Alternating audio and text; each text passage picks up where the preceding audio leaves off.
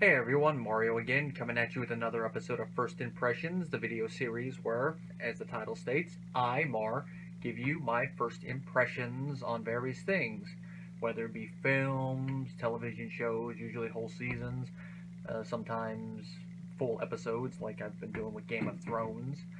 Well, this time, it is my initial thoughts on the third arc from Dragon Ball Super, the Universe 6 arc. And just from what I've read, I'm not alone in thinking this, it looks like. This is where this anime really began to pick up steam from an entertainment standpoint.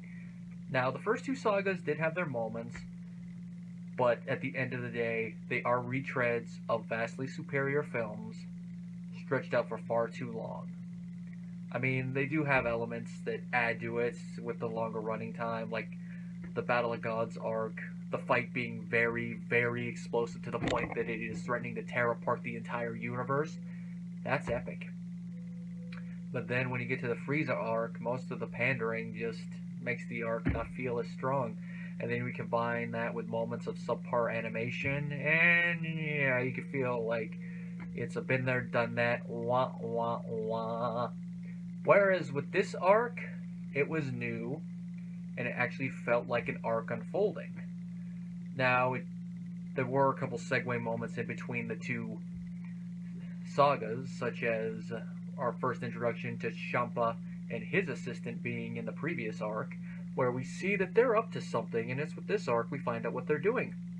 They are gathering the Super Dragon Balls, which are essentially the Dragon Balls on steroids that can grant any wish, it seems, that there are no limits to their power, and because of this, they are larger, the size of planetoids, and they are scattered between two universes, 6 and 7, since they're twin universes, instead of a full universe.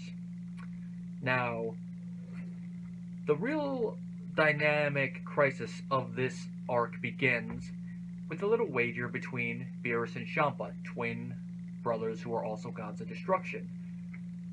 The wager is which team can beat the other's team. The winner gets a wish on the Super Dragon Balls. And to add to this, we already know what Champa's wish is going to be. He's going to wish to take Beerus' Earth, because Beerus, being the god of destruction that he has, and being that he can't help but brag, is bragging about all the delicious foods found on Earth. Champa wants it, which of course ties into not only the fact he's a glutton, connoisseur, god of destruction like his brother, but he is tubby. Which that is where some of the comedy moments involving him come from, mainly his assistant telling him to watch his calorie count and him saying, "I can eat it, blah blah blah," which got chuckles out of me. Now, the fights in this arc are pretty good. We all know that Goku and Vegeta and Piccolo could overpower a lot of their opponents, but to compensate for this, Super in this arc is going back to having to use strategy, which I really do like that. I mean, that was where the end of Dragon Ball, the original manga, was starting to lose some interest. The stakes were high, but it was more about who had a higher power level more than strategy playing a part. But if you think about it, once you get to the galaxy and planet buster power levels, it's kind of hard to use strategy against that, unless it's situations like with Ozaru, or in the last saga, them having to figure out a way to defeat Buu with the Spirit Bomb. Stuff like that. That is where it gets compelling. Here, with all these battles, while power levels do play a part, there is strategy. Sometimes cheating strategy in the form of Frost in his cheating needle. But then there's strategy like Vegeta trying to figure out how to defeat the metal guy when he's inside a cage, essentially. And then, of course, Goku, at the end of his rope against Hit, having to figure out a way to defeat him, which is where the Super Kaioken comes into play. This, I feel, was Toei and Toriyama finally putting in a fan theory, because I don't know how long fans have speculated about it, but I know this has at least been a thing in the community for at least 10 years, because in his show Alternate Reality Dragon Ball Z, Gozar actually did a whole joke about that back at the time of the Cell games, where he had Piccolo yelling that Goku should be able to use the Kaioken with his perfect Super Saiyan. I have no techniques to bring up. The Kaio freaking can! Which, after that, I'm like, yeah, you should be able to do that. And of course, there they had to do a retcon answer that normal Super Saiyan, it would basically tear you apart, which we kind of figured that with the filler they threw in the Otherworld Tournament saga. But to actually get confirmation in a canon source is interesting, but since Super Saiyan Blue is vastly superior to the normal Super Saiyan, not only in power but in chi control, we can see why it works. Of course, it's not without its drawbacks, as Goku states, if he did it wrong, it could tear him apart, and just to see him able to pull it off was a cool moment.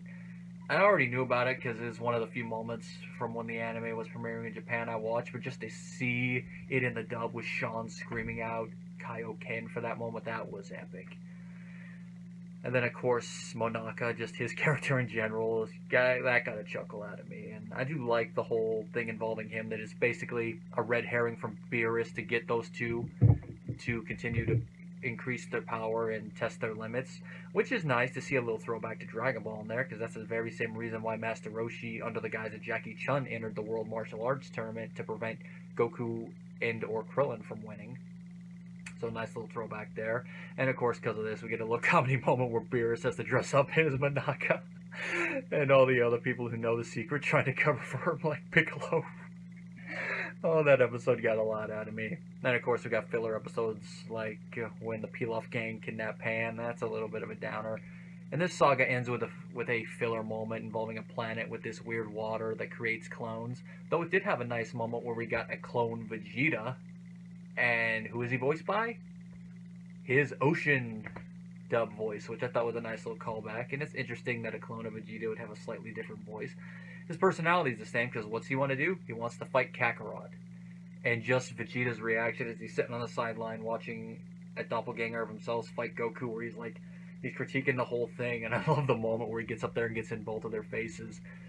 You should be able to defeat me! You should be able to defeat Kakarot!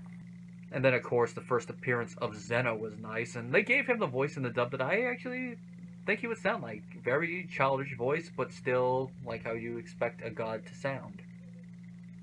And then, of course, the ending of this saga, the little hint of what the next saga is, and that is the Goku Black saga, which I haven't watched the first couple episodes of the arc that have dropped on Toonami. They're on the DVR. I'll probably marathon them one day this week. But just from what little moments I've seen, I'm going to like it. It seems like Sean gave Goku Black the perfect voice thus far, where it's essentially similar to his Super Saiyan 3 Goku voice, where it's darker. Of course, I hear he also gave him a different voice for Super Saiyan Rose. Let's just see how he makes that sound in the actual anime as opposed to the video games. All in all, this arc I did enjoy a lot more than the previous two. I really wish, watching this, that this had been the beginning of the anime.